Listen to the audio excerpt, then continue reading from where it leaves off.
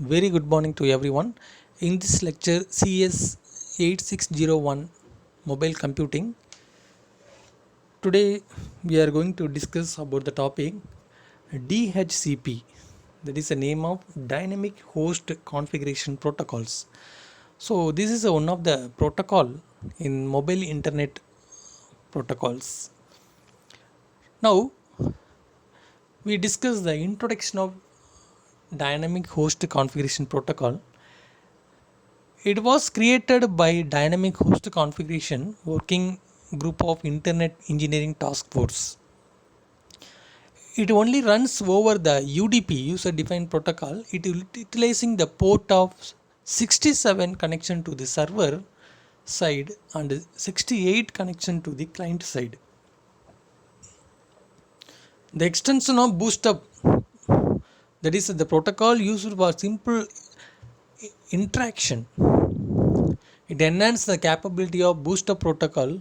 So the DHCP is basically used for dynamic configuration and it uses the client to server model. So it is called as one of the BoostUp protocols.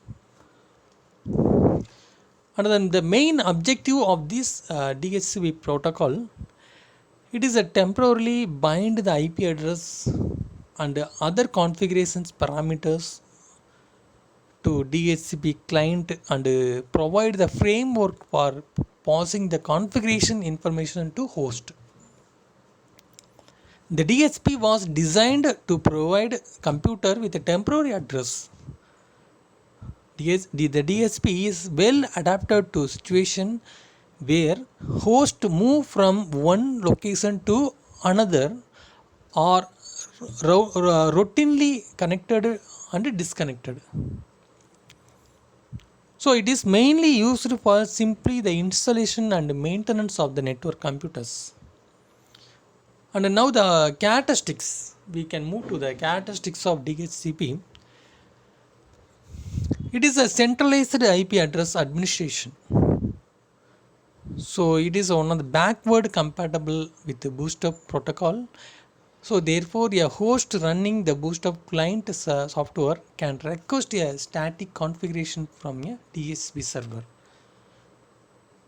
So it is another characteristics, it support the multi-server and it provide the dynamic assignment to each individual client. So it does not interact with a domain name system or server DNS. And what are the software elements are needed in this DHCP? So the software is a client side software and a server software and a relay agent software. There are the three different categories.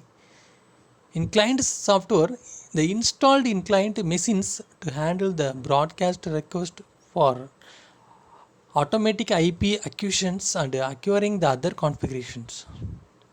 The server software, it installed in the server machines designated to respond to client the request for IP address, manage pools of IP addresses and related configurations. The relay agent software, the DHCP client broadcast request onto a local network. And then the software elements is a relay agent software. The relay agent software, it can be using the router block broadcast to outer network, which means the responses from the DHCP server must come from same network.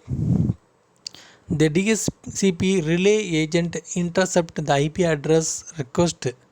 It repackages the request, so rebroadcasting them as unicast message to the DHCP server with a known address of the other network. The server send it reply to relay agent, which is turned forward them to client requesting the IP address. Now we can see the relay agent software. So the internet protocols, there are the two different terms of local area network. So we are using the DHCP client and then the relay agent. The relay agent to connect the client agent to the server, and DHCP server to communicate with the broadcast message and unicast request services to the internet protocols.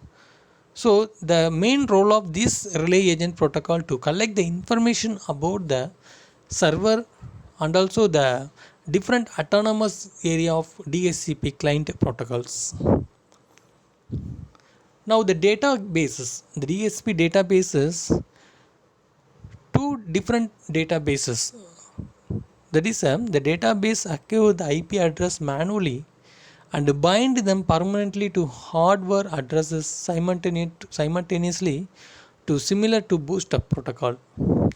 The other database contain the one or more block of IP address that are dynamically assigned to client on the DHCP protocols. So the DHCP issues a lease for a dynamic IP address that expires at the end of release time. After the 1 by 2, the release time client can renewal to the release time. We can see the DHCP release here. Once a release has expired, the client must either stop using the IP address or acquire a new IP address. If more than one DHCP server, each may offer an IP address to client 2 and the client can select the best offer. So there are three different types of address leases: manually, automatically and dynamically. In manual leases, the network manager explicitly assigned all IP addresses. In automatic release, the DHCP server permanently assigned specific IP address and dynamically assigned the rest. Under dynamic release, the DHCP server dynamically assigned IP address for specific period of time with the permanent address is not a record. Now we can move to the client initialization via the DHCP protocols. We can see the structure of client initialization functions. In this structure, the one client and two server. The DHCP discover process is a procedure is broadcast because client does not know the IP address of DHCP server. The booster protocol relay agent may relay it to other DHCP server. One or more DHCP server respond with DHCP offer which carry the IP address and other parameters. The client may wait for multiple replies and then choose one offer. It broadcasts the DHCP request accepting the one of the servers and rejecting the others. The accepted server then confirms the configuration with DHCP package. If a client leaves a subnet, it should be release the server by DHCP release. And then the DHCP states and procedures. When the DHCP, the transition of client occur using the 6 states. Now we can move to the state and procedures. So there are the 6 states. First stage is initialization, second selection, third request, fourth bound, fifth renewal and sixth rebind.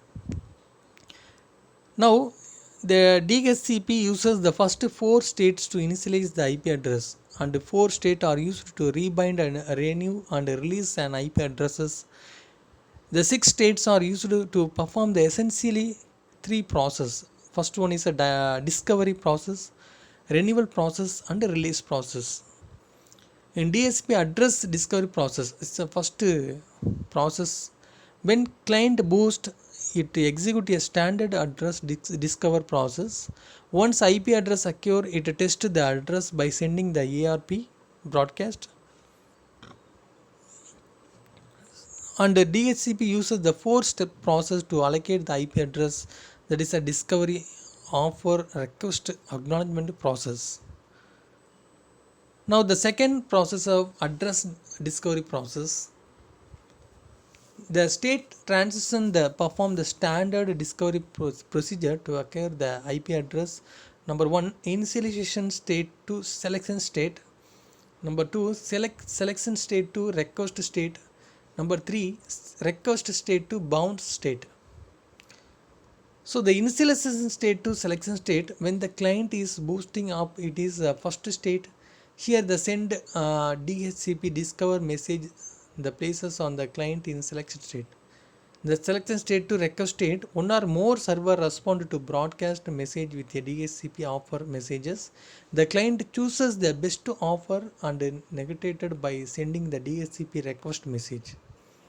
And finally, the request state to bound state, the server respond to the request message with a positive acknowledgement, which begins the least time and put the client in the bound state.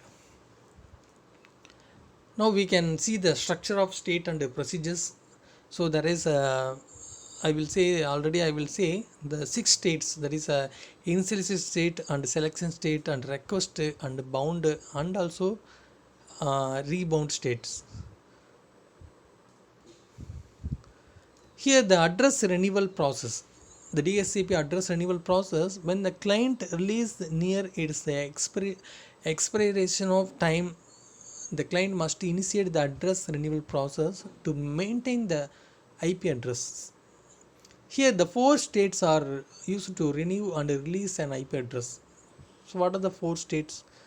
So that is a bound state to renewal state to bound state, and renewal state to initialization state, and renewal state to rebind state, and finally rebind state to first one is initialization state. So in this session we have to discuss the internet protocol of dynamic host configuration protocol. In next session we are going to discuss about the ADAC network. Thank you for watching this video.